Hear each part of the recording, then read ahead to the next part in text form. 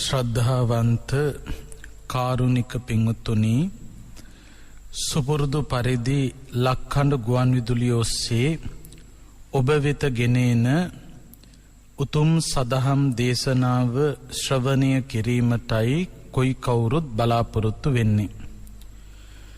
අද ධර්මානුශාසනාව ඔස්සේ පැහැදිලි කරන්නට බලාපොරොත්තු වෙන්නේ බොහෝම වටින තේර ගාථාව තුල අන්තර්ගත වන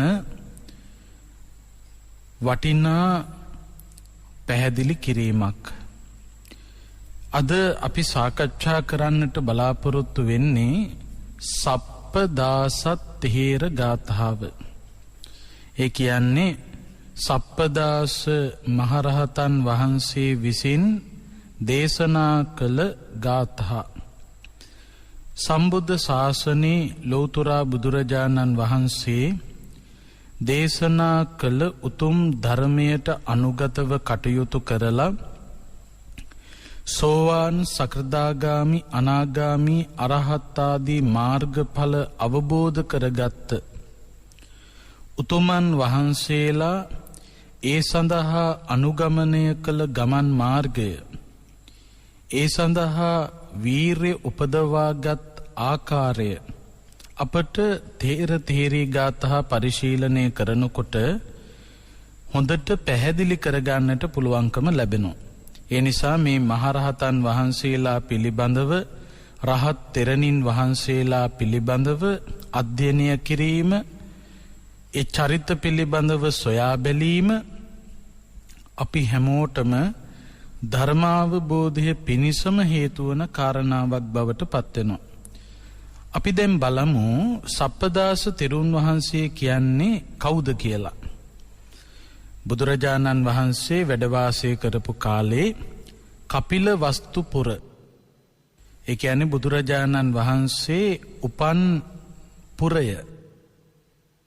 මේ කපිලවස්තුපුරයේ සුද්ධෝදන මහරජතුමාගේ, ගෞතම බුදුරජාණන් වහන්සේගේ පිය මහරජතුමාගේ පුරෝහිත බමුණගේ පුතා තමයි සප්පදාස තෙරුන් වහන්සේ කියලා ප්‍රසිද්ධ වුණේ. ලෞතුරා බුදුරජාණන් වහන්සේ සුද්ධෝදන මහරජතුමා ඇතුළු තමන් වහන්සේගේ ඥාතීන් වෙනුවෙන් ඒ ඥාතීන්ට ධර්මාවබෝධය ලබා දීම සඳහා උපන් ගමට වැඩම කළ මොහොතේ බුදුරජාණන් වහන්සේ පිළිබඳව ප්‍රසාදය ඇති කරගෙන තුරුණු වියේදී පැවිදි දිවියට පත්වෙච්ච භික්ෂූන් වහන්සේ නමක් තමයි සුද්ධෝදන මහරජතුමාගේ පුරෝහිත බමුණගේ පුතා සප්පදාස තෙරුන් වහන්සේ. උන්වහන්සේ පැවිදි දිවියට පත්වෙලා පින්වතුනි වසර 25ක් ගතවන තුරු එක මොහොතක්වත් චිත්ත සමාධිය ප්‍රගුණ කරගන්න, හිත එක අරමුණකට ගෙනෙන්න පුළුවන්කමක් ලැබුණේ නැහැ. කල්පනා කරනවා මේ වස් ආරම්භ වෙනකොට, මේ වස් පවාරණය සිදුවෙන දිනය වෙනකොට මම කුමන හෝ මාර්ගඵලයක් අවබෝධ කරගත යුතුයි, හිත එකඟ කරගත යුතුයි, සමාධිය ප්‍රගුණ කළ යුතුයි කියලා කල්පනා කළත් මොනතරම් වීර්යවන්ත වුණත් ඒ ප්‍රතිඵලය ලබා ගන්න අපහසු වෙච්ච හාමුදුරුව කෙනෙක් තමයි සප්පදාස තෙරුන් වහන්සේ කියලා සඳහන් කරන්නේ. මේ සප්පදාස තෙරුන් වහන්සේගේ ගාථාව තුළ අපට පැහැදිලි කරනවා මේ මහරහතන් වහන්සේ ධර්මාවබෝධය ලබා ගැනීම සඳහා කොයි විදිහේ කටයුත්තක්ද සිද්ධ කළේ කියලා. පන්න වීසති වස්සානී යතෝ පබ්බජිතෝ අහං අච්චරා සංඝාත මත්තම්පි චේතෝ සන්ති මනජ්ජගං. සප්පදාස තෙරුන් වහන්සේ ප්‍රකාශ කරනවා සම්බුද්ධ ශාසනයේ පැවිදි වෙලා වසර 25ක් ගත වෙන තුරුත් අච්චරා සංඝාත මත්තම්පි සුළු මොහොතක්වත් චේතෝ සන්ති මනජ්ජකං. මට හිත සමාධියට ශාන්තියට පත් කරගන්නට පුළුවන්කමක් ලැබුණේ නැහැ. අලද්ධා චිත්තස්සේකග්ගං කාමරාගේන අද්දිතෝ බාහා පග්ගයිහ කන්දන්තෝ විහාරා උපනික්ඛමි. මේ කාමරාගයේ ස්වභාවය නිසා විවිධ කෙලෙස් සිතිවිලි වල බරපතලකම නිසා මට හිත එකඟ කරගන්න බැරි වෙච්ච තැන, ඒත් එක්ක ඇතිවෙච්ච මහා වේදනාව නිසා මම විහාරයෙන් නික්මුණා බොහෝම වේදනාකාරී මනසකින්. බාහා පග්ගයිහ කන්දන්තෝ විහාරා උපනික්ඛමි. හඬමින් වැළපෙමින් බොහොම වේදනාවකින් එළියට බැස්සා. ඒ එළියට බැස්සේ නිකන් නෙවෙයි. සත්තං වා ආහාරිස්සාමි කෝ අත්තෝ ජීවිතේන මේ. උන්වහන්සේ කල්පනා කළා මොකද්ද මේ මගේ ජීවිතයේ තේරුම? පැවිදි දිවියට පත් වෙලා අවුරුදු 25කුත් වෙනවා. තාම මට සුළු මොහොතක්වත් හිත එකඟ කරගන්න පුළුවන්කමක් නැහැ. මොකද්ද මේ මගේ ජීවිතයේ තිබෙන අර්ථය? ඒ නිසා සත්තං වා ආහාරිස්සාමි. මම ආයුධයක් අරගෙන මගේ ජීවිතය නැති කරගන්නවා. කතංහි සික්ඛම් පච්චක්ඛං කාලං කුබ්බේතමාදිසෝ. එක්ක මම මේ පැවිද්ද ප්‍රතික්ෂේප කරනවා. ගිහි ජීවිතයට යනවා. ඒත් මම කොහොමද මේ පැවිද්ද ප්‍රතික්ෂේප කරන්නේ? මේකට වරද බුදුහාමුදුරුවන් තුල නෙවෙයි තිබෙන්නේ. ධර්ම රත්නයේ වරදක් නොවේ. සංගරුවනේ වරදක් නොවේ. ඒ බව මම හොඳටම දන්නවා. මේ සප්පදාස තෙරුන් වහන්සේ කල්පනා කරන්නේ බුදුරජාණන් වහන්සේගේවත් ධර්මයේවත් සංඝරත්නයේවත් අඩුපාඩුවක් වරදක් නිසා නෙවෙයි. මට මේ හිත එකඟ කරගන්න බැරි. මොකද හේතුව බොහෝ පිරිස් මගපල නිවනින් සැනසෙනකොට මට විතරක් බැරි වෙන්නේ මගේ ප්‍රශ්නයක් නිසා මිසක්කා මේ තුන්රුවනේ ගැටලුවක් නිසා නොවේ. ඒ නිසා මට මේ පැවිද්ද ප්‍රතික්ෂේප කරන්නත් බෑ. මං කොහොමද එහෙම කරන්නේ? ඒ නිසා මම සියදිවි නසා ගන්න තීරණය කළා. තදාහං කුරමාදාය මංචකම්හි උපාවිසින් පරිනීතෝ කුරෝ ආසේ ධමනින් චෙත්තු මත්තනෝ. ඔයත් අහලා තියෙනවා මේ සප්පදාස තෙරුන් වහන්සේ ජීවිතේ නැති කරගන්නත් උත්සාහ කරපු අවස්ථා තිබුණා. තමන් වහන්සේට මේ අවුරුදු 25ක් පැවිදි ජීවිතය ගත කළත් එක මොහොතක්වත් හිත එකඟ කරගන්න බැරි වෙච්ච තැන උන්වහන්සේ සියදිවි නසා ගන්න කල්පනා කළා. මෙහෙම ජීවත් වෙනවට වඩා හොඳයි මිය දෙන එක කියලා. දවසක් ජේතවනාරාමේ එක්තරා කුටියකට විසකුරු සර්පයෙක් ඇතුල් වෙලා හිටියා. ඉතින් මේ භික්ෂුන් වහන්සේලා මොකද කළේ? මේ විසකුරු සර්පයාව අල්ලලා කලයක දාගෙන කැලෑවකට අරගෙන ගියා නිදහස් කරන්න. මේ කලයේ දාගෙන මේ භික්ෂුන් වහන්සේලා එනකොට සප්පදාස තෙරුන් වහන්සේට හමු වෙනවා මගදී. හමු වුණාට පස්සේ සප්පදාස තෙරුන් වහන්සේ මේ භික්ෂුන් වහන්සේලාගෙන් විමසනවා, ස්වාමීනි මේ කලයකුත් අරගෙන කොහෙද මේ යන්නේ? භික්ෂුන් වහන්සේලා උත්තර දුන්නා, ස්වාමීනි මේ කුටියට විසකුරු සර්පයෙක් ඇතුල් වෙලා හිටියා. ඒ නිසා මේ විසකුරු සර්පයා දෂ්ට කළොත් නම් එතනින්ම මිනිස්සයා ජීවිතක්ෂයටපත් වෙනවා. ඒ නිසා මේ භයානක සර්පයාව අපි මේ කලයට දාගෙන කැලෑවට ගිහිල්ලා ජන ශූන්‍ය තැනකට ගිහිල්ලා අතහරින්නයි මේ අරන් යන්නේ. සප්පදාස තෙරුන් වහන්සේ කල්පනා කළා මට හොඳම වෙලාව මේ හම්බෙලා තියෙන්නේ සියදිවි නසා ගන්න. මම මේ සර්පයාව ඉවත් කරනවා කියලා ගන්න ඕන අතට. ඉතින් සප්පදාස තෙරුන් වහන්සේ මොකද කළේ? අර භික්ෂුන් වහන්සේලාට ප්‍රකාශ කළා, ස්වාමීනි කෝ දෙන්න ඔය කලය මම මේ විසකුරු සර්පයාව මුදවන්න, නිදහස් කරන්න, ජන ශූන්‍ය තැනකට ගිහිල්ලා අතහරින්න. කෝ දෙන්න කියලා කලය ඉල්ලගත්තා. කලේ ඉල්ලගෙන එක්තරා තැනකට ගිහිල්ලා සප්පදාස තෙරුන් වහන්සේ මොකද කළේ? කලයට අත දැම්මා. අත දාලා දැන් මේ සර්පයා එහාට කරකවනවා, මෙහෙට කරකවනවා, හිසට තට්ටු කරනවා, මේ දෂ්ට කරවා ගැනීමේ අදහසින්. හැබැයි කොච්චර මේ සර්පයාගේ ඇඟේ අත දැවටුණත්, එහාට මෙහාට කැරකෙව්වත්, හිසට තද කිරීමක් කළත් මේ විසකුරු සර්පයා මේ ස්වාමින් වහන්සේට දෂ්ට කළේ නැහැ. දෂ්ට කළේ නැති නිසා සප්පදාස තෙරුන් වහන්සේ කල්පනා කළා මේ භික්ෂුන් වහන්සේලා විසකුරු සර්පෙක් කියලා අරන් ඇවිල්ලා තියෙන ගැරන්ඩියෙක්ද කොහෙද? මේක මේ විසකුරු සර්පෙක් වෙන්න බෑ. මේ ගැරන්ඩියෙක් කියලා අර කලේ හිටපු සර්පයාවත් නිදහස් කළා. නිදහස් කරලා විහාරස්ථානයට වැඩම කරලා අර කලේ අරගෙන ආපු භික්ෂුන් වහන්සේලාට සප්පදාස තෙරුන් වහන්සේ ප්‍රකාශ කරනවා ඔබ වහන්සේලා අර කලේ දාගෙන ගිය විසකුරු සර්පෙක් නෙවෙයි ගැරන්ඩියෙක්. මම අත දාලත් බැලුවා ඒත් දෂ්ට කළේ නැහැ. අන්න එහෙම ප්‍රකාශ කළාම මේ භික්ෂුන් වහන්සේලා ගිහිලා බුදුහාමුදුරුවන්ට ප්‍රකාශ කළා මේ ප්‍රවෘත්තිය. බුදුරජාණන් වහන්සේ ජේතවනාරාමේ එක්තරා කුටියකට විසකුරු සර්පෙක් ඇතුල් වෙලා හිටියා. ජීවිත හානියක් වෙයි කියන බිය නිසා මේ සර්පයාව අල්ලගෙන කලයක දාගෙන අපි අරගෙන යනකොට අපට මහමගදී මේ ස්වාමින් වහන්සේ හමු වුණා. උන්වහන්සේ ඒ කලයේ අරගත්ත සර්පයාව ඉවත් කරන්නම් කියලා. හැබැයි ඉවත් කරලා ඇවිල්ලා අපට කියනවා ඒ විසකුරු සර්පෙක් නෙවෙයි ගැරන්ඩියෙක් කියලා. ස්වාමීනි ඒ විසකුරු සර්පෙක්මයි. එනමුත් මේ ස්වාමින් වහන්සේ මේ කලයට අත දාලා කරකවලා හිසට තද කිරීමක් කරලා බලලා තියනවා දෂ්ට කරයිද කියලා. ඇයි බුදුහාමුදුරුවනේ මේ තෙරුන් වහන්සේට මේ සර්පයා දෂ්ට නොකළේ?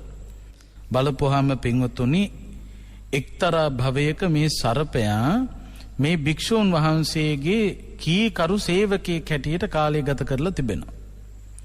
එනිසා මේ භවයේදී අර අත දාන කොටත් ස්වාමියාගේ උණුසුම මේ සේවකයාට ලැබුණා. ඔය ඒ හේතුව නිසාම තමයි සප්පදාස සප්ප කියන්නේ සර්පයා කියන අදහසනේ. එතකොට මේ කීකරු 16ක් බඳු සර්පෙක් සහිතව හිටපු නිසා තමයි සප්පදාස කියලා කියන්නේ. ඒ නම වැටුනේ එතනින්. ඉතින් ඒ විදියට ජීවිතය නැති කරගන්න උත්සාහ කරපු තෙරුන් වහන්සේ නම. ඊට පස්සේ මොකද කරන්නේ? ඒ අවස්ථාව හරියාකාරව ඉටු නොවුණු නිසා සියදිවි නසා ගන්නට බැරි වෙච්ච නිසා මේ භික්ෂුන් වහන්සේ මොකද කරන්නේ? තදාහං කුරමාදාය මංච කම්හි උපාවිසින් පරිනීතෝ කුරෝ ආසී ධමනින් චෙත්තුමත්වනෝ. කල්පනා කළා මම ගිහිල්ලා මගේ ජීවිතේ නැති කරගන්නවා දැලිපිහියෙන් බෙල්ල කපාගෙන. ඉතින් එහෙම කියලා හිතාගෙන තමන්ගේ කුටියට වැඩම කරලා ඇඳේ සැතපිලා දැලිපිහි අතට අරගත්තා මේ ගෙලසිඳ ගැනීමේ අදහසින්. අන්න ඒ මොහොතේදී තතෝ මේ මනසීකාරෝ යෝනිසෝ උදපජ්ජත ආදීනවෝ පාතුරහු නිබ්බිදා සමතිට්ඨත. ආන්නේ වෙලාවේ මට යෝනිසෝ මනසිකාරය ඇති වුණා. යෝනිසෝ මනසිකාරය කියලා කියන්නේ මේ ලෝකේ යථාර්ථය පිළිබඳව තේරුම් ගන්නට පුළුවන්කම ලැබුණා. ආදීනවෝ පාතුරහු ආදීනවේ පිළිබඳව තේරුම් ගන්න පටන් ගත්තා. අන්න ඒ තුලින් මට සැනසෙන්න පුළුවන්කම ලැබුණා. තතෝ චිත්තං විමුච්චි මේ පස්ස ධම්ම සුධම්මතං තිස්සෝ විජ්ජා අනුප්පත්තා කතම් බුද්ධස්ස ශාසනං. ඒ යෝනිසෝ මනසිකාරය මට ඇති වෙච්ච නිසා මේ ලෝකී යථාර්ථය මට තේරුම් ගන්න පුළුවන්කම ලැබුණා. සියලු ක්ලේශයන්ගෙන් මගේ සිත ඉවත් වුණා. පිරිසිදු සිතක් ඇති වුණා. චිත්ත ඒකාග්‍රතාවය ඇති කරගන්න පුළුවන්කම ලැබුණා. බලන්න මේ ධර්මයේ තිබෙන වටිනකම. මම බුදුරජාණන් වහන්සේ දේශනා කරපු ධර්මයට අනුගතව කටයුතු කරලා බුදුහාමුදුරන්ගේ අනුශාසනාව ඉටු කළා. මෙන්න මේ ප්‍රකාශය සප්පදාස තෙරුන් වහන්සේ සිදු කරනවා. මේ සප්පදාස තේරගාථාව තුළින් අපේ ජීවිතයට ගන්න තිබෙන වටිනා කාරණා කිහිපයක් තිබෙනවා.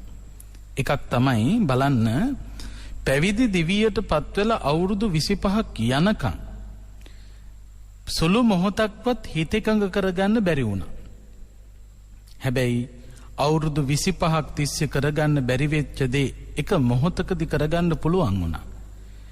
අන්න එතනින් අපට දෙනව වටිනා පාඩමක්. ඒ තමයි සමහරක් විට තමන්ගේ පෙර කරපු කර්මයක විපාක හැටියට දියුණු වෙන්න කොච්චර උත්සාහ කළත් දියුණු නොවෙනව වෙන්න පුළුවන්.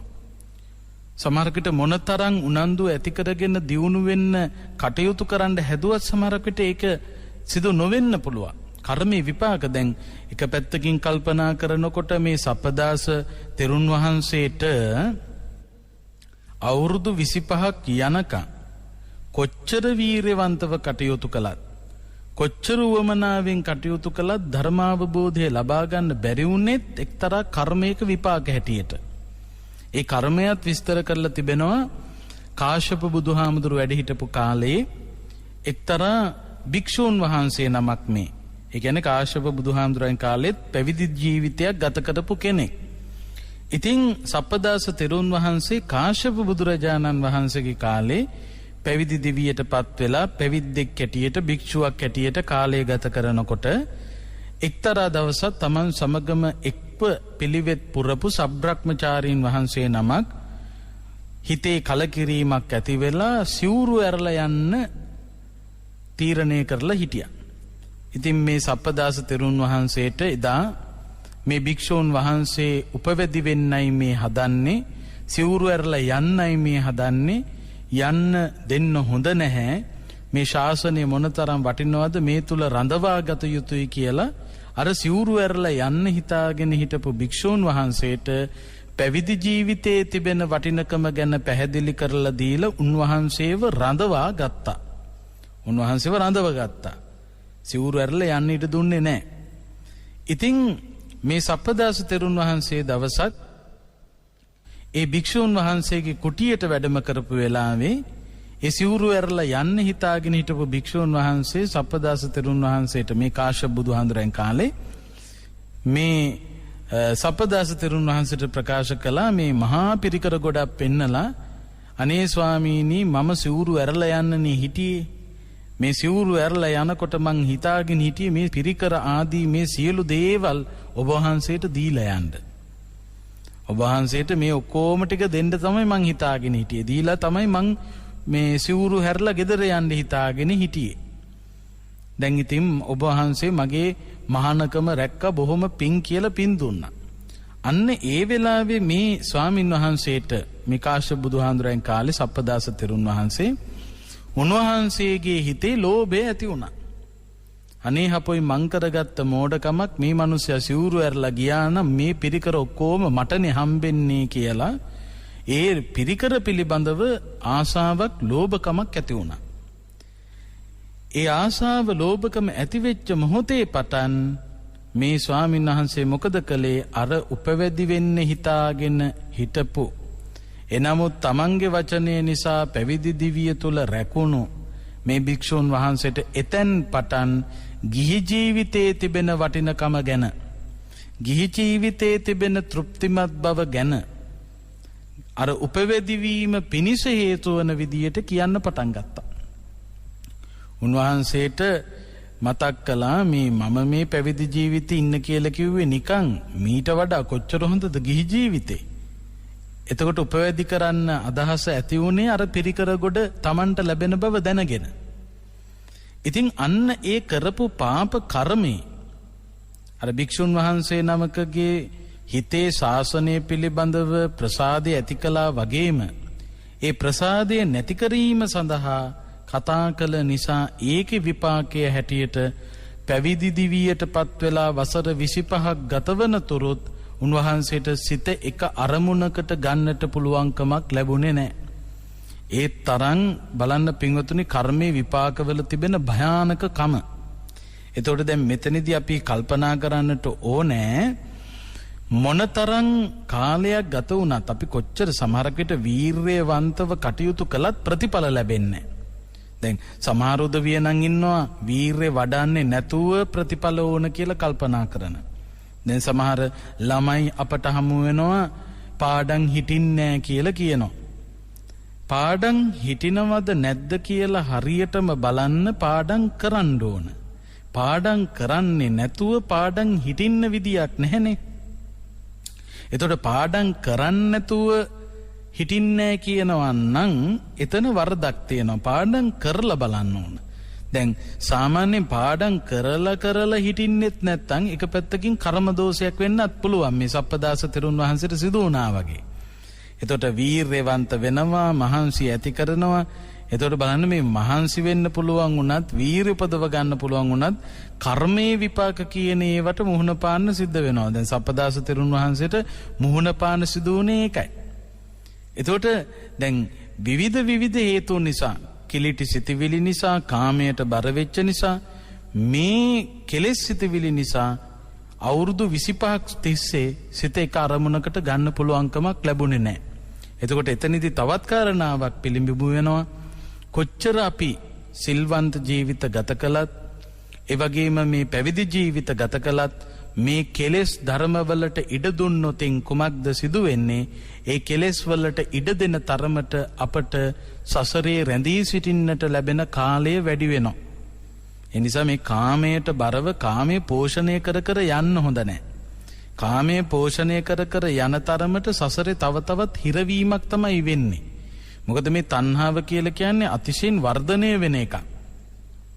බුදුහාමුදුරෝ උපමාවලින් පෙන්නවා මේ තණ්හාව හරියට මාළුවා වැල වගේ කියලා. මාළුවා වැල කියන්නේ මොන වැලක්ද? මාළුවා වැල කියලා කියන්නේ පින්වතුනි, ඔය හිමාලයේ මහ රූක්ෂ ගස්, දෙවන්ත ගස් වනසන වැලක්. ඒ වෘක්ෂ ගස්, මේ විශාල ගස් යට මේ මාළුවා ඇට වැටුණට පස්සේ ටික ටික සාධක ලැබෙනකොට, හිරු එළිය වැටෙනකොට, වාතය වැටෙනකොට, වතුර වැටෙනකොට මොකද වෙන්නේ? මේ මාළුවා වැල රෝපණය වෙනවා. රෝපණය වෙලා අර විශාල ගස් වල එතිලා ඒ ගස් බදාගෙන හැදෙනවා. එතකොට මේ වැල ගහ පුරාම හැදීගෙන යනවා. මේ මාළුවා වැලේ මේ පත්‍ර පිළිබඳව කල්පනා කළොත්, කොළ ගැන කල්පනා කළොත් කෝප්ප වගේ කොළ. එතකොට වැස්සක් වැස්සහම එහෙම මේ පත්‍රවල වතුර හිර වෙලා තියෙනවා, හිටිනවා. මහා බරක්. එතකොට කෝප්ප වගේ පත්‍ර තියෙන වැලක් මේ. අර දැවැන්ත වෘක්ෂ බදාගෙන වට කරගෙන මහා කොළ ගොඩක් එක්ක මේ වැල ඇදීගෙන යනකොට අර මේ වතුර වැටිලා ඒ පත්‍රවල වතුර පිරෙනකොට ඒ බර වැඩි වෙනවා. බර වැඩි වුණාම ඒ ගස් පෙරලෙනවා. ඒ ගස් විනාශ වෙලා යනවා. මාළුවා වැල එතිච්ච ගහක් විනාශ වෙලා යනවා. එතකොට එතෙන්න ඉඩ දුන්නු ගහම වනසන වැලක් තමයි මාළුවා වැල කියලා කියන්නේ. ඔය විවිධ තැන්වල සඳහන් වෙනවා මේ වෘක්ෂ දේවතාවෝ පිළිබඳව. රුක් දෙයියෝ කියලා කියන්නේ වෘක්ෂ ආශ්‍රය කරගෙන දෙවිවරු ඉන්නවා. ඉතින් මේ මාළුව ඇටයක් එහෙම තමන් අරගෙන ඉන්න වෘක්ෂයේ පාමුලට වැටිලා තියෙනවා දැක්කහම මේ වෘක්ෂ දේවතාවෝ තැතිගැන්මට බියවීමට පත් වෙනවලු. ඒ තරම් භයානකයි මේ මාළුවා වැල. ඉතින් ඒ දෙවිවරු කල්පනා කරනවලු එක්ක සතෙක්වත් මේක ගිලින්න ඕනේ, එහෙම නැත්නම් කාගේ හරි පාපහරකට අහුවෙලා මේක වීසි වෙලා යන්න ඕන. අනේ මේ ගහපාමුල තිබෙන මේ මාළුවා ඇටේ විනාශ වෙලා යන්න ඕන කියලා ප්‍රාර්ථනා කරනවලු. ඒ තරම් බයයි. මොකද හේතුව තමන්ගේ වාසභූමිය නැති වෙනවා. හැදුනොත් මාළුවා වැලක් ගහක් ආශ්‍රය කරගෙන ඒ ගහේ විනාශය තමයි සිද්ධ වෙන්නේ. එතකොට මේ තණ්හාව බුදුරජාණන් වහන්සේ මෙන්න මේ මාළුවා වැල වගේ කියලා හඳුන්වනවා. ඒ වගේම තමයි මෙන්න මේ තණ්හාවේ වර්ධනය නිසා මේ ටිකෙන් ටික පෝෂණය වෙන ස්වභාවයක් තියෙනවා මේ තණ්හාවේ. දැන් අපි දන්නවා මේ ලෝකයට ළමෙක් බිහි වෙනකොට උපදිනකොටම අපට පේන්නේ නැහැ මේ ළමයා කෙලෙස් වලින් පිරීලා ඉන්නේ කියලා. එතකොට ඒ වෙලාවල් වලදී ඒ ළමයාගේ හිතේ තියෙන කෙලෙස් අප්‍රකටව ප්‍රසිද්ධ නැතුව තියෙන්නේ, අනුසය වශයෙන් තියෙන්නේ. එතකොට දැන් පුංචි ළමයෙක් දැක්කම අපිට මේ ළමයාගේ හිතේ කෙලෙස් තියෙනවා කියලා පේන්නේ, හරි පිරිසිදු බවක් පේන්නේ. හැබැයි කෙලෙස් නැත්තම් උපදින්නෙත් නැහැ. කෙලෙස් තියෙන නිසාම තමයි උත්පත්තිය ලබන්නේ.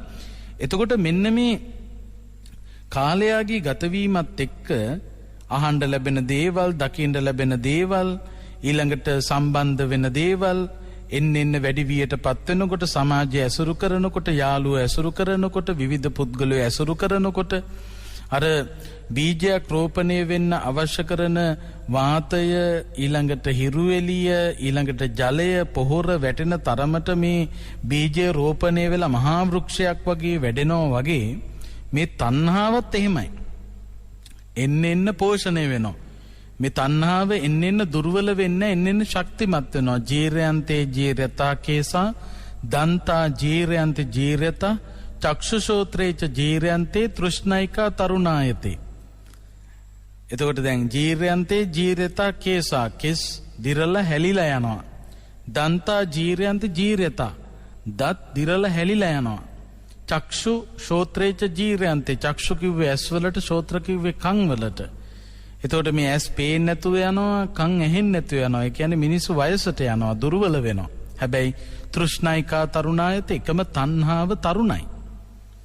එතකොට බලන්න මේ මැරෙන්න ලං වුණත් තණ්හාව තරුණයි. අපි කොච්චර දුර්වල වුණත් තණ්හාව තරුණයි.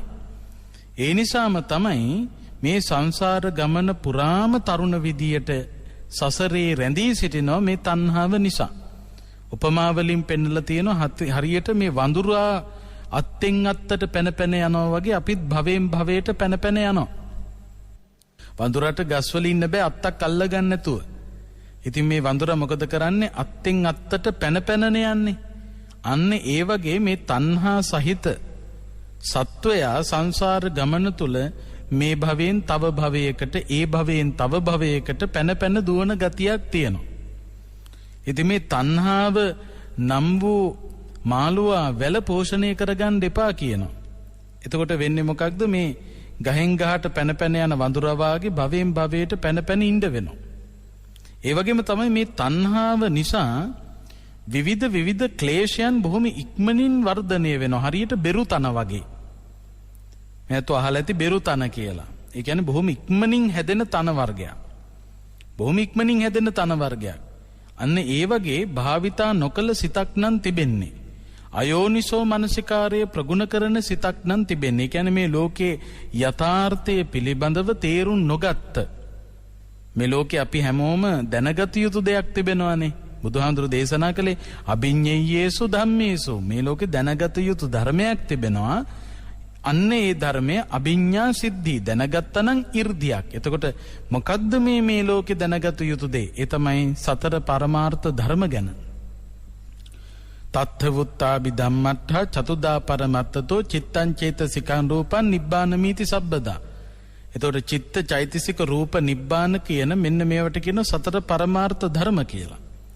මෙන්න මේ සතර පරමාර්ථ ධර්ම පිළිබඳව නොදන්න කෙනෙක් නම් ඒ කෙනා අර සංසාර ගමන තුල රැඳී සිටිනවා. ඒ කෙනාගේ තණ්හාව පෝෂණය වෙනවා. ඒ නිසා විවිධ ක්ලේශයන් පෝෂණය වෙනවා. හරියට බෙරු තන වගේ.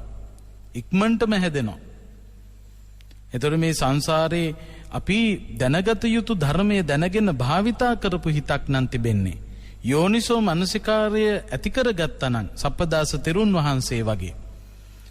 තතෝ මේ මනසිකාරෝ යෝනිසෝ උදපජ්ජත. මට යෝනිසෝ මනසිකාරය ඇති වුණා. ඒ කියන්නේ මේ ලෝකේ දැනගත යුතු දේ දැනගන්න පුළුවන්කම ලැබුණා. දැන් බලන්න පින්වතුනි, මේ ලෝකේ දැනගත යුතු දේ කියලා කියන්නේ මේ අපට පේන දේ ඇතුලේ තියෙන ගැඹුරක් තියෙනවා. දැන් ඔය සතර පරමාර්ථ ධර්ම සහිත කොටසටනේ කියන්නේ අභිධර්මය කියලා. ඇයි මේ අභිධර්ම කියලා කියන්නේ? අභි කියන්නේ ගැඹුරුයි කියන එකනේ.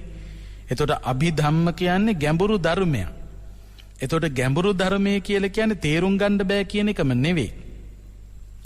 යම්කිසි පෙනෙන දෙයක ඇතුළත ගැඹුර ස්වභාවය පෙන්눔 කරන දේශනාව.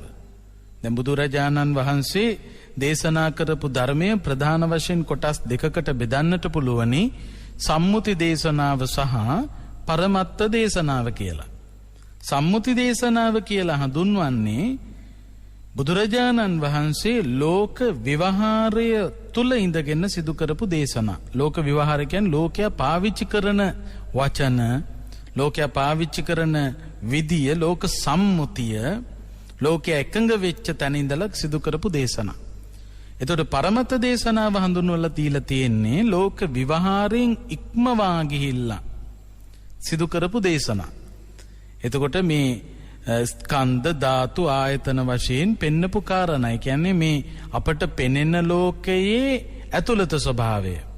ඒ කියන්නේ මේ පේන දේ ඇතුලේ කොහොම තත්වයක්ද තියෙන්නේ කියන එක පෙන්නපු කොටස තමයි පරමත්ත දේශනාව. එහෙම නැත්නම් ලෝක විවහාරයෙන් ඉක්මවා ගිහිල්ලා සිදු කරපු දේශනාව. එහෙම නැත්නම් අභිධර්ම දේශනාව කියලා සඳහන් කරන්නේ. දැන් ඔය අභිධර්මයේ හරියට පරිශීලනය කරන කෙනෙකුට තමයි මේ පෙනෙන දේ තුල තිබෙන ගැඹුර දකින්න පුළුවන්කම ලැබෙන්නේ. දැන් උදාහරණයක් හැටියට ගත්තොත් ගෙයක් හදලා තියෙනකොට මේ සම්පූර්ණ කරලා තියෙන ගේ දැක්කයි කියලා අපිට යථාර්ථය තේරෙන්නේ නැහැ. ඒ gedara ඇතුලේ තියෙන ගැඹුර තේරෙන්නේ නැහැ. දැන් බලන්න මේ ඒක තේරුම් ගන්න නම් මේ විභජනය කරන්න ඕන.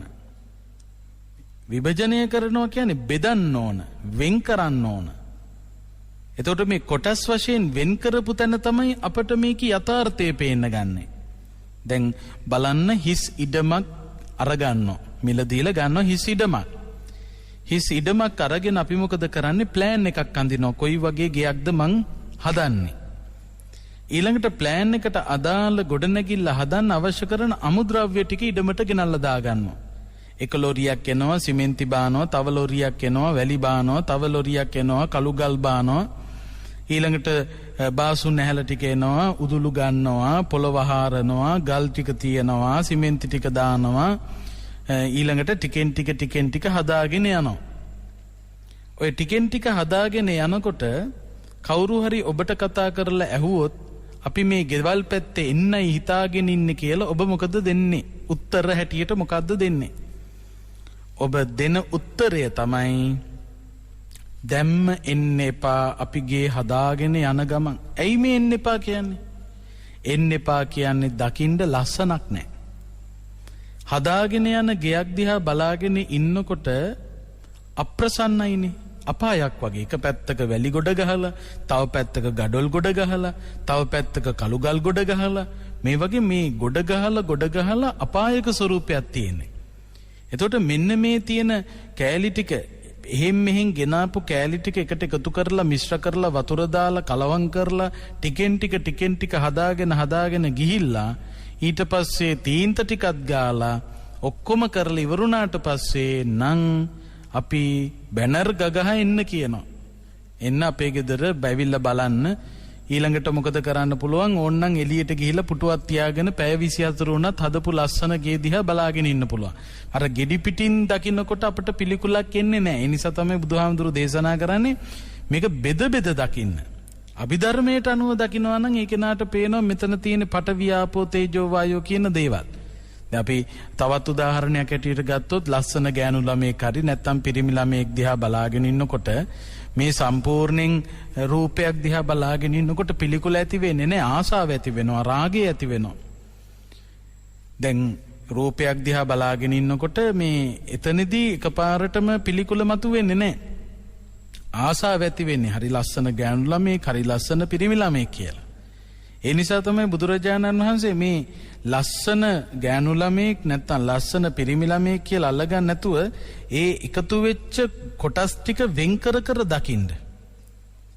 දැන් අත්තිමස්මින් කායේ කේසා ලෝමා නකා දන්තා තචෝ මන්සන් නහාරු අට්ටි මිජ්ජම් වක්කං හදයන් යකනං කිලෝමකං යනාදි වශයෙන් මේ ශරීරයේ තියෙන එකින් එක කොටසින් කොටස මෙනෙහි කරන්න කිව්වා. දැන් මේ පැවිදි දිවියටපත් වෙන්න බලාපොරොත්තු ඉන්න කුලදරුවෙකුට ප්‍රථම කොට කෙස් ටික කපලා ඉවර වෙලා අතට දීලා කියන්නේ තචපංචක කර්මස්ථාන වඩන්න කියලා. ඒ කියන්නේ කේසා ලෝමා නඛා දන්තා තචෝ දන්තා නඛා ලෝමා කේසා කියලා අනුලෝම ප්‍රතිලෝම වශයෙන් මෙනෙහි කරන්න කියනවා. ඒ කියන්නේ එකින් එක බලන්න. දැන් ගෑනු ළමයේගේ හිසේ කොණ්ඩේ කෙස් ටික තියෙන තාක්කල් ලස්සනයි. තීන්ත ටිකකුත් ගාගෙන බොහොම රත්තරම් පාටින් ගාලා එහෙම තියාගෙන ඉන්නකන් දකින්නකොට රාගය ඇති වෙනවා. ආසාව ඇති වෙනවා. හැබැයි වෙනම ඔය මේ රාගය ඇති වෙන්න හේතු වෙච්ච සමහරගෙන ලස්සන කොණ්ඩයක් එයාට තියෙන, ලස්සන කෙස් කලඹක් එයාට තියෙන්නේ. බලන් දෙපේ කොණ්ඩේ හදලා තියෙන විදිය. ඒ හදලා තියෙන ලස්සනයි කියලා අල්ලගත්ත කොණ්ඩයෙන් එක කෙස් ගහක් එක කෙස් ගහක් ඔය පාට කරපු කෙස් ගහක් හරි තමන්ගේ බත් පිඟානට වැටිලා තිබ්බොත් මොකද වෙන්නේ? මොන තරම් පිළිකුලක් ඇති වෙනවද? එතකොට ඔළුවේ තියෙනකන් රාගය ඇති වෙන්න හේතු වෙච්ච කෙස් ගහක් පිඟානේ වෙනම දැක්ක ගමන් පිළිකුල එනවා. දත් ටික පොලිමට තියෙනකොට hina වෙනකොට ලස්සන දත් පෙලක්. සමහර අය ඉන්නෝ ඒ කොටස් වලට තමයි ආස කරලා තිබෙන්නේ. මං එයාගේ hinaවටයි කැමති. දැන් ඔය ලස්සනට hina වෙන ඔබ බැඳිලා ඉන්න ඇලිලා තියෙන ඔබ ආස කරන සිනහවල් වලින් යුක්ත අයගේ එක දතක් හරි ගැලවිලා බත් පිඟානට වැටලා තිබුණා නම් දත වෙනම දකින්නකොට මොකක්ද ඇති වෙන්නේ? අනේ අර ලස්සන දත් පෙලේ එක දතක් නෙමේ කියලා රාගය ඇති වෙනවද? නෑ, පිළිකුලක් මතුවෙන්නේ. ඊළඟට බලන්නකො මේ නියපොතු ටික ඇඟිලි වලට මේ එකතු වෙලා තියෙන තාක්කල් පාට ගාලා තරු අලවල තියෙන තාක්කල් හරි ලස්සනයි. ඒව පාට කරලා මේ ඇඟිලි වල තියෙනකන් හොඳයි. ඔය තරු සහිත පාට කරපු නියපොතු කෑල්ලක්වත් පිඟානට වැටලා තිබුණා නම් වෙනම දකින්න නියපොතු කෑල්ල දැක්ක ගමන් පිළිකුල ඇති වෙනවා. එතකොට මේවා එකට එකතු වෙලා ගොඩ ගැහිලා තියෙන දේවල් දැක්කහම ඒ තුලින් පිළිකුල මතු වෙන්නේ නැහැ. හැබැයි මේක වෙන්කොට දකින්න පුළුවන් නම් වෙන්කොට දකින්නවා කියලා මිනිසුන්ව කෑලි ගලවන්න යන්න ඕනේ. ගෙවල් කෑලි කරන්න යන්න ඕනේ, හිතින් කරන්න පුළුවන්. එතකොට ඒකට තමයි කියන්නේ මේ බෙදා දකින්නවා කියලා. අභිධර්මයේ තුල උගන්වන්නේ එහෙම කාරණා.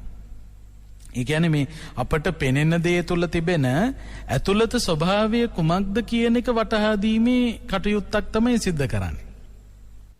එතකොට මෙන්න මේ අභිධර්මයේ පිළිබඳව පරිශීලනය කරනවා නම් මේ සිත පිළිබඳව, චෛතසික පිළිබඳව, රූපය පිළිබඳව, නිවන පිළිබඳව ගැඹුර කල්පනා කරනවා නම් මේ ස්කන්ධ ආයතන ධාතු වශයෙන් තේරුම් ගන්නවා නම් අන්න ඒ කෙනාට යෝනිසෝ මනසිකාරය තමයි ඇති වෙන්නේ. එතකොට ඒ යෝනිසෝ මනසිකාරය ඇති කරගත්ත කෙනා, ඒ කියන්නේ ප්‍රඥාව අවදි කරගත්ත කෙනා ධර්මාවබෝධය ලබන කෙනෙක් බවට පත් වෙනවා. එතකොට අපි කල්පනා කළ යුතුයි මේ තණ්හාව දුරු කිරීමේ සටනෙහි යෙදෙන්න ඕන.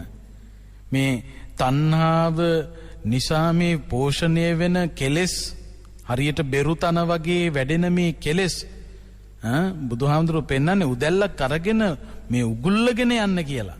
මොනවද මේ කෙලෙස් නැමැති බෙරු තන, කෙලෙස් නැමැති මේ භයානක මාළුවා වැලේ මුල ගලවන්න.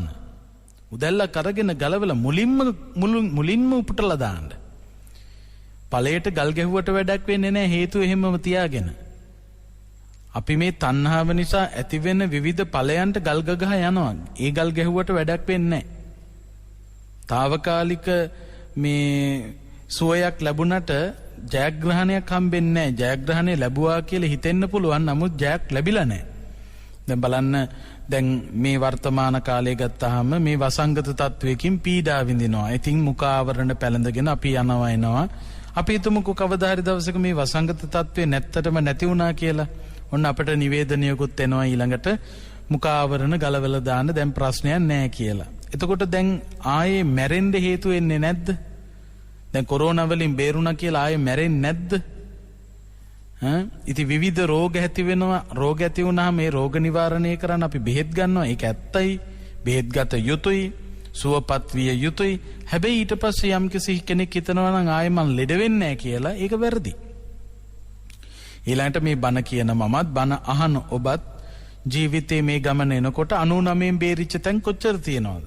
සමහරු කියනවානේ මං පාර පනිනකොට වාහනයක් වේගින් ආව, මම ඉස්සරහට අඩිය තිබ්බනම් අද මෙතන නැහැ, පස්සට අඩිය තිබ්බ නිසා හොඳයි. දැන් ඉස්සරහට අඩිය තිබ්බනම් මැරෙනවා, පස්සට අඩිය තිබ්බ නිසා බේරුණා. දැන් පස්සට අඩිය තියලා බේරිච්ච මම ආයේ මැරෙන්නේ නැද්ද? එතකොට එහෙනම් අපි කොච්චර ඵලයට ගල් ගහ හිටියත් ගල් ගහන්න වෙනවා. හැබැයි කොච්චර ඵලයට ගල් ගැහුවත් අපිට දිනන්න හම්බෙන්නේ නැහැ. මොකද හේතුව දිනන්න නම් ගහන්න ඕන තණ්හාවට. මුලින්ම උපුටලා දාන්න ඕන. උදැල්ල අරගෙන මේ භයානක බීජේම නැත්තම් මේ මුලම අයින් කරලා දාන්න මහන්සි ගන්න ඕනේ. ඒ සඳහා තමයි විදර්ශනා වඩන්නට කිව්වේ. එතකොට යෝනිසෝ මනසිකාරය ඇති කර ගන්නවා නම්, මේ සතර පරමාර්ථ ධර්ම ඉගෙන ගන්නවා නම්, මේ ගැඹුරින් දකින්න පුළුවන් නම් ප්‍රඥාවෙන් ලෝකයේ දෙස දකින්න පුළුවන් නම් විදර්ශනාව දකින්න පුළුවන් නම් විදර්ශනාව වඩන්න පුළුවන් නම් අන්න ඒ භාවිතා කරපු සිතක් සහිත පුද්ගලයාගේ හිතේ කෙලෙස් වලට ඉඩක් හම්බෙන්නේ නැහැ. උපමාවකින් පෙන්නනවා නෙළුම් පත මතට වැටුණු දිය බිඳුව නෙළුම් පතෙහි නොරැඳෙන්නාසේ. නෙළුම් පත්‍රයට වැටෙන දිය බිඳුව රැඳෙන්නේ නැහනේ. අන්නේ නෙළුම් පතට වැටෙන දිය බිඳුව නොරැඳෙන්නාසේ යෝනිසෝ මනසිකාරය ඇති කරගත්ත මේ ලෝකේ යථාර්ථය තේරුම් ගත්ත පුද්ගලයාගේ සිතේ කෙලෙස් වලට ඉඩක් හම්බෙන්නේ නැහැ. කෙලෙස් වලට ඒ සිත වහගන්න බෑ. කෙලෙස් නැමැති මාළුවා වලට එතෙන්න ඉඩක් හම්බෙන්නේ නැහැ. කෙලෙස් නැමැති බෙරු තන වැඩෙන්නේ නැහැ. ඇයි අපි විදර්ශනාව නම් වූ උදැල්ලෙන් මුලින්ම උපුටලා දානවා. සප්පදාස තෙරුන් වහන්සේ ඒ කාර්යය සම්පූර්ණ කළා. ආනී සම්පූර්ණත්වයට පත් කිරීමෙන් ධර්මාවබෝධය ලබන්නට පුළුවන්කම ලැබුණා. සතර සතිපට්ඨානය ප්‍රගුණ කළා. සති කියන්නේ සිහිය, ප ဋ ාණ කියන්නේ පිහිටුවීම. අපි කාරණා 4කට සිහිය පිහිටුවිය යුතුයි. මොනවද? කායානුපස්සන, වේදනානුපස්සන, චිත්තානුපස්සන, ධම්මානුපස්සන. කායානුපස්සන මේ ශරීරයේ යථා ස්වභාවය ගැන. උපන්න වෙලාවේ ඉඳලා මරණය දක්වාම ජරාවට පත්වෙන විදිය, මේ ශරීරයට සිදුවෙන දේ. ඊළඟට විඥානේ නිරුද්ධ වුණාට පස්සේ මම මේ තදින් අල්ලගත්ත කයට වෙන්නේ මොකද්ද? ඉදිමෙන විදිය, නිල් වෙන විදිය, පුපුරන විදිය, පණුව ගහන විදිය, සත්තු කඩාගෙන යන විදිය, පිච්චුව තලු වෙන විදිය, වැලලුව පස් වෙන විදිය, මේ ගැන අපි දකින්න ඕන.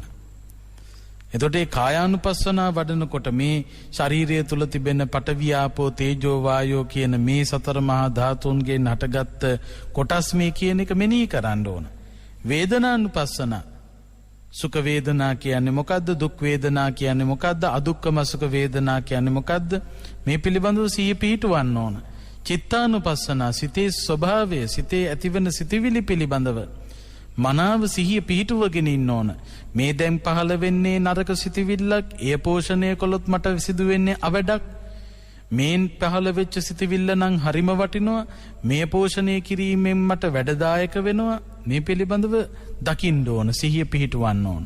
ධම්මානුපස්සන, ධර්මාවබෝධය පිණිස හේතු වන, සීල සමාධි ප්‍රඥා ප්‍රගුණ කිරීම පිණිස හේතු වන ඒ ධර්ම පිළිබඳව මෙනෙහි කිරීම, සිහිය පිහිටවීම. මෙන්න මේ කාර්ය තුල මනාව යෙදෙනවා නම් අන්න ඒ කෙනාට සැනසීම උදා කර ගන්නට පුළුවන්කම ලැබෙනවා.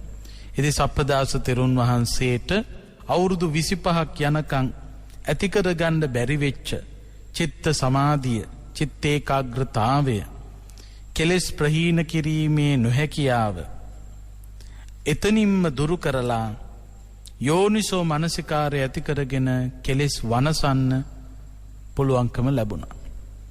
සප්පදාස තෙරුන් වහන්සේ කලකිරුණා, සියදිවි නසා ගන්නත් හිතුණා, ඊළඟට සිවුරු ඇරලා යන්නත් හිතුණා, එපා වෙලා ගියා.